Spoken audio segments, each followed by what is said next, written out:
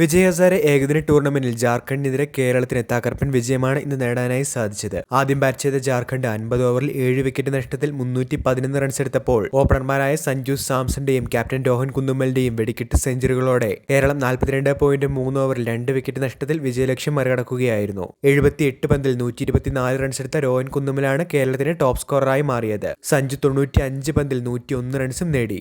5 മത്സരങ്ങളിൽ കേരളത്തിന്റെ 3ാം വിജയമാണ് ഇന്നത്തേത്. തുടക്കം മുതൽ തകർത്തടിച്ച രോഹൻ കുന്നുമ്മലാണ് കേരളത്തിന്റെ വിജയത്തിന് അടിത്തറയിട്ടത്. സഞ്ജുവിനെ കാഴ്ചക്കാരനാക്കി രോഹൻ തകർത്തടിച്ചപ്പോൾ കേരളത്തിന്റെ സ്കോർ ബോർഡ് അതിവേഗം ചലിക്കുകയായിരുന്നു. രോഹന് മികച്ച പിന്തുണ നൽകിയ സഞ്ജുവും ക്രീസിൽ ഉറച്ചതോടുകൂടി ബൗളർമാരെ മാറി മാറി പരീക്ഷിച്ചിട്ടും ജാർഖണ്ഡ് നായകൻ ഇഷൻ കിഷന് റണ്ണൊഴുക്ക് തടയാനായില്ല.